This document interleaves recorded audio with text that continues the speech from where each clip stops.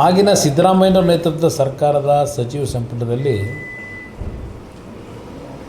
70 ಎಕರೆ ಖರಾಬ್ ಭೂಮಿ ಅದು ಆ ಒಂದು ಗಾಲ್ಫ್ ಕ್ಲಬ್ನ ಒಳಗಡೆ ಇದೆ ಅಂತೇಳಿ ಆ 70 ಎಕರೆ ಖರಾಬು ಭೂಮಿಯನ್ನು ವಶಪಡಿಸ್ಕೋಬೇಕು ಅಂತಕ್ಕಂಥದ್ದು ಒಂದು ರಾಜಕಾರಣ ನಡೀತು. ನಂತರ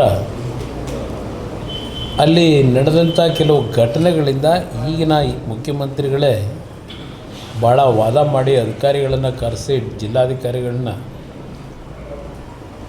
ಅಲ್ಲಿ ಎಕರೆಗೆ 12.5 ಕೋಟಿ ರೂಪಾಯಿನ 10 ವರ್ಷದ ಹಿಂದೆ ಫಿಕ್ಸ್ ಮಾಡಿದ್ರು. ಎಕರೆಗೆ 12.5 ಕೋಟಿ ಅಂದರೆ 938-48 ಕೋಟಿ ಹಣ ಕಟ್ಟಬೇಕು 70 ಎಕರೆಗೆ ಅಂತಕ್ಕಂಥ ಸಚಿವ ಸಂಪುಟದ ನಿರ್ಧಾರ. ಆ ನಿರ್ಧಾರಕ್ಕೆ ಈ ಉಚ್ಚ ನ್ಯಾಯಾಲಯದ ಮುಂದೆ ಹೋದಾಗ ಈಗಿನ ನಿವೃತ್ತ ನ್ಯಾಯಾಧೀಶರೇ ಆ ಸಚಿವ ಸಂಪುಟ ತೆಗೆದುಕೊಂಡಂಥ ನಿರ್ಧಾರ ಸರಿ ಇದೆ ಅಂತಕ್ಕಂಥ ತೀರ್ಪು ಬಂದಿದೆ.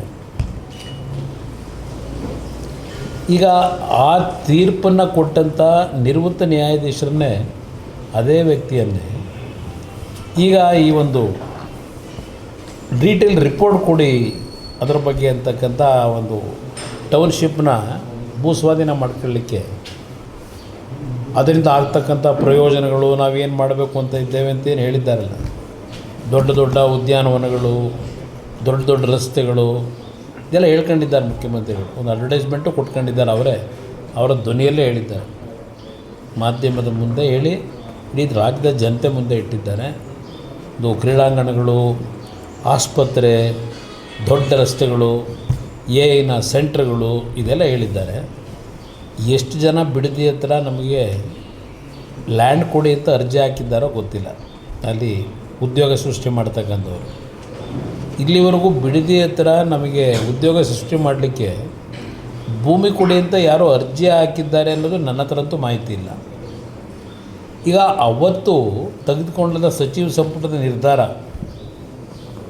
900 ಕೋಟಿ ಕಟ್ಟಲಿಕ್ಕೆ ಏನು ಹೇಳಿದ್ರು, ಎಕರೆಗೆ 12 ಕೋಟಿ ಥರ, ಅದು ಸರ್ಕಾರದ ಖರಾಬ್ ಭೂಮಿಗೆ.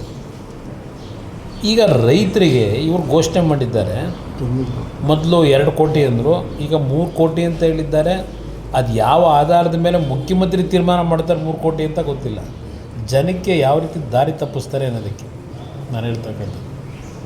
ಈಗ ಅವತ್ತು 12 ಕೋಟಿ ಸರ್ಕಾರ ನಿಗದಿ ಮಾಡಿದ್ದು ಸರಿ ಇದೆ ಅಂತ ತೀರ್ಪು ಕೊಟ್ಟಿರ್ತಕ್ಕಂಥ ಈಗಿನ ಆ ಒಂದು ಸಮಿತಿಯ ಒಂದು ಮುಖಂಡತ್ವ ಏನು ಕೊಟ್ಟಿದ್ದಾರೆ, ಆ ಸಮಿತಿಗೆ ಹೆಡ್ ಮಾಡಿದ್ದಾರೆ, ನೇತೃತ್ವ ವಹಿಸಿದ್ದಾರೆ. ಈಗ ಅವರು ಅಲ್ಲಿ ಹೋಗಿ ಪರಿಶೀಲನೆ ಮಾಡಿ ಅವತ್ತು 12 ಕೋಟಿಗೆ ತೀರ್ಪೇನು ಬಂದಿದೆ ಇವರೇ ಕೊಟ್ಟಿದ್ದಾರೆ. ಈಗ ರೈತರಿಗೆ 2 ಕೋಟಿ ಕೊಡೋದು ಸೂಕ್ತವ? 12 ಕೋಟಿ ಕೊಡಬೇಕಲ್ಲ. ಈಗ ಅವತ್ತು 10 ವರ್ಷದಿಂದ ಆಗಿರೋದು, ಈಗ ಎಷ್ಟು ಕೊಡಬೇಕಾಗಿದ್ದಾರೆ?